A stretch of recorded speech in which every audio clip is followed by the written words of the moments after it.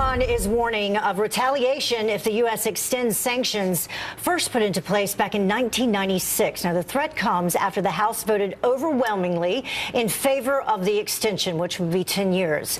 U.S. lawmakers say that the sanctions must be renewed to give the president the option of quickly reinstating them in case Iran violates the nuclear deal. But Iran's supreme leader saying this, quote, if this sanction is put in place, it's a violation of the nuclear deal, and they should know that the Islamic Republic will certainly react against it. And joining me now is retired Army Lieutenant Colonel Scott Mann, former Army Special Forces member and founder of Mission America. So first of all, on this Thanksgiving, I want to say thank you to you and thank you for your service. Thanks for having me on, Heather. Okay, so by retaliate, what do you think Iran means and what could they possibly do?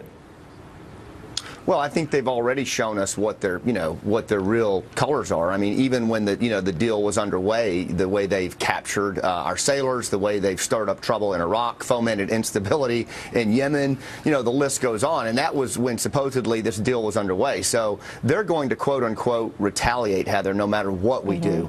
And I don't think anybody really thinks that these guys are going to be responsible partners for stability in the Middle East. It's just not in their interest. They're going to continue to stir up trouble in a range of ways over there. So the House passed this to extend the sanctions. It still has to go to the Senate. It has to go to President Obama's desk, where he said that he will veto it.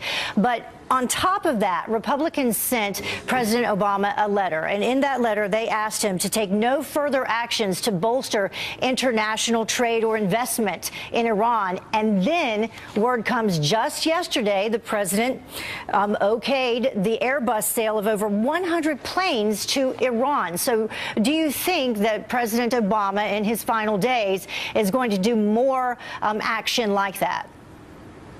Well, if he does, Heather, I don't think it's gonna matter too much, because I don't think this incoming administration, is going to continue down that path. So anything he does like that, I think it's unhelpful for starters, but it's going to be undone in short order. I think the smart thing, certainly for President-elect Trump to do in his administration, is to let this deal expire in 2016 and recognize that Iran is behaving like an enemy of the state, and that's not going to change. And we need policies and strategies that reflect that. Yeah, the president-elect has voiced his disagreement with the nuclear deal. Also, some of the appointments that he's making, a possible Secretary of Defense, General Mattis, he's also said that he's very much against a lot of what President Obama has done with Iran. Yeah, totally agree. And General Mattis is a true warrior, and I think a great, selection for Secretary of Defense if that happens. One other thing that I would point out, Heather, just on the human side, after you and Greg pointed out the service of our men and women overseas, this is the third administration that has come into power post 9/11. And let's not forget the men and women who are going to go execute these strategies and policies. They've been going over there time and time again. We need to get this right, and they deserve a strategy and a policy that's worthy of their sacrifice. So I would ask all Americans, as we go into this new administration, to remember that the men and women that will execute this need a strong strategy. A couple of other nominees who have also voiced their opinion disagreeing with the nuclear deal, who have already been officially announced: General Mike Flynn for National Security Advisor and Congressman Michael Pompeo for the CIA. What do you think needs to happen in order to make it right? And do you think they will do it?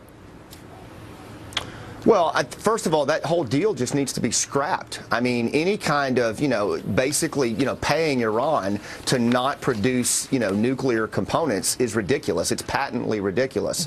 I think we need to go back to a policy of containment with Iran. We need to push them out of Iraq and Yemen and Syria and not allow them to foment instability the way that they are.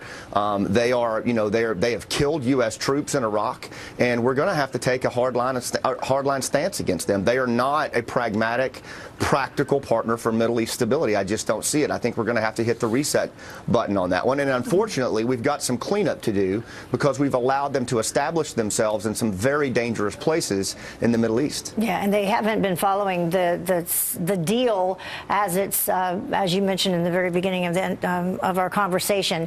But what do you think about some of the other appointments that I mentioned in terms terms of the president-elect and his plans moving forward with security, foreign policy?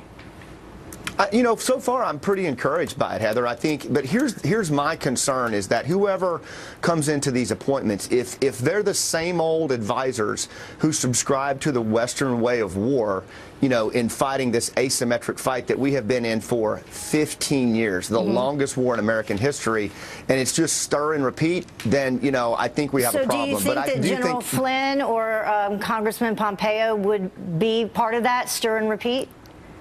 No, I don't. I think General Flynn, for starters, his focus on just kind of holistically going after this threat and attacking it from all directions, and his work in the intelligence community, he's a really smart guy, and he's open to innovation on this. And I think he listens to the troops on the ground, which is what we've got to do. So I think he would be an excellent choice. All right. Thank you so much for joining us. And again, thank you for your service, and I hope you have a great Thanksgiving.